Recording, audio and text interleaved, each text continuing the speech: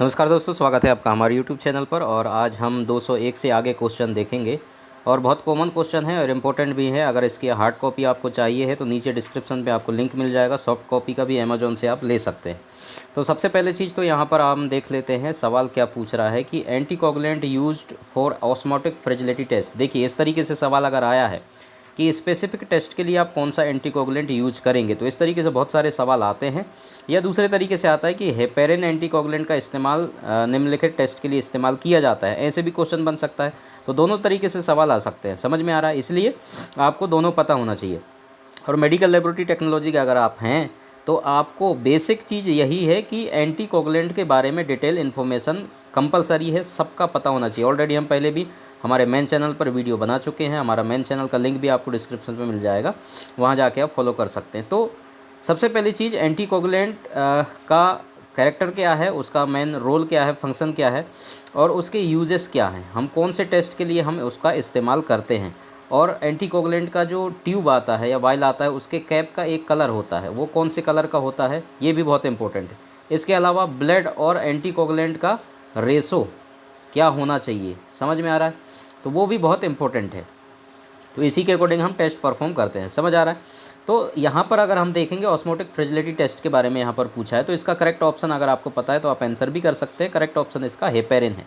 तो हेपेरिन जो एंटीकोगुलेंट है, इसका मेन रोल क्या होता है, इनिबिशन ऑफ थ्रोम्बिन एक्टिविटी। तो ये जो थ्रोम्बिन एक्टिविटी होता है उसको इनिबिशन काम करता है ये हेपेरिन एंटीकोगुलेंट, ठीक है। अगर इसके इस्तेमाल की हम बात करें तो इसका यूजेस आप इम्यूनोफिनोटाइपिंग के लिए भी इसका इस्तेमाल करते हैं। इसके अलावा ऑस्मोटिक फ्रेजिलिटी टेस्ट और बाकी टेस्ट भी बहुत सारे हैं, उसमें आप मेन चैनल पर हम देखेंगे तो वहाँ पर आप देख सकते हैं। बाकी का हम नहीं बता रहे हैं क्योंकि ऑलरेडी हम इनमें टाइम दे चुके हैं आपको। ईडीटीए, सीपीडी, एसीडी, इनका क्या इम्पोर्टेंट रोल है और इसके अलावा इनका यूजेस क्या क्या है, वो सब हम बात कर चुके हैं पहले भी, ठीक है। तो चलिए आगे सवाल हम देखते हैं। इसमें method to detect foetal Hb include. तो यहाँ पर सवाल पूछा है कि ये जो फीटल अगर ब्लड टेस्ट आपको करना है, ठीक है, माँ के गर्भ में अगर बच्चा है, ठीक है, तो उसको क्या बोलेंगे, फीटल। तो इसको अगर ब्लड टेस्ट अगर कोई कॉम्प्लिकेशन है, डॉक्टर को पता लगाना है कि फीटस के अंदर अगर हमें ब्लड टेस्ट लगाना है, बच्चे का कोई चीज़ हमें मालूम करना है, कोई डायग्नोस करना है, तो उसको कौन सा मेथड के द्वारा टेस्ट परफॉर्म किया जाता है, ये सवाल है एक्चुअली। यहाँ पर तो फीटल एचबी केवल इंक्लूड किया है, लेकिन वो टेस्ट हम परफॉर्म करते हैं। सी नंबर यहाँ पर जो दिया हुआ है क्लैहॉट टेस्ट के बारे में, तो ये इसके बारे में हम कभी डिटेल में बात करेंगे, लेकिन यहाँ पर करेक्ट ऑप्शन इसका सी नंबर है, समझ में आ रहा है? तो फीटल का अगर हमें एचबी देखना है या फिर ब्लड ग्रुप उसका पता लगाना है, ठीक है, या फिर बहुत सारे कॉम्प्लिकेशन है जिसका हमें पता लगाना है, एफएमएच, बहुत सारी चीज़ें होते हैं, तो हम इस मेथड का इस्तेमाल करते हैं, ठीक है। बाकी ऑप्शन इस पर नहीं आएंगे, करेक्ट। चलिए अगला देख लेते हैं। यहाँ पर 203 number, in acute leukaemia peripheral blood do not show. तो इसका करेक्ट ऑप्शन क्या हो जाएगा, डी नंबर, नन ऑफ एबो। बाकी ब्लड सेल, थ्रोम्बोसाइटोपिनिया, ल्यूकोसाइटोसिस, ये सारी चीज़ शो होते हैं, ठीक है। तो इसमें डी नंबर का ऑप्शन आ जाएगा। बहुत बेसिक सवाल है ये। इसके अलावा 204 नंबर, ये भी बहुत कॉमन सवाल है, इसके बारे में भी ज़्यादा डिटेल में हम नहीं जाएंगे। Which of the following blood group is known as universal donor. तो यूनिवर्सल डोनर इसमें से कौन सा होता है, ये पूछा है। ए ब्लड ग्रुप, बी होता है, ए बी होता है, ओ होता है, ठीक है।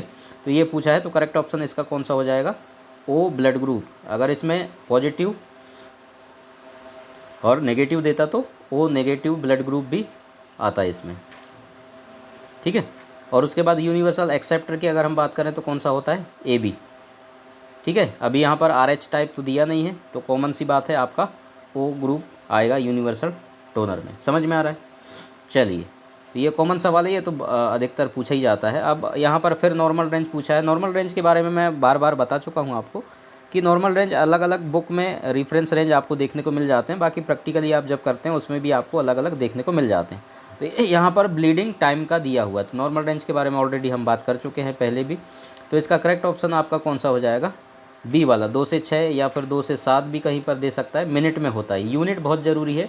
यूनिट आप किसी भी नॉर्मल वैल्यू का या रेफरेंस रेंज का, ठीक है, यूनिट आपको पता होना चाहिए। यूनिट जब आपको पता होगा तभी आपका आंसर करेक्ट होगा, नहीं तो यहाँ पर दूसरा ऑप्शन यहाँ पर दे सकता था, जैसे 2 से 6 दिया हुआ, यहाँ पर सी नंबर मान लो के बाद 2 से 6 सेकेंड दे देता, ठीक है। तो आपको कन्फ्यूज़ करने के लिए ऐसा कर सकता है, लेकिन इसमें ऐसा किया नहीं है, मिनट ही दिए हैं सारे में, तो ऐसा हो भी सकता है। समझ में आ रहा है?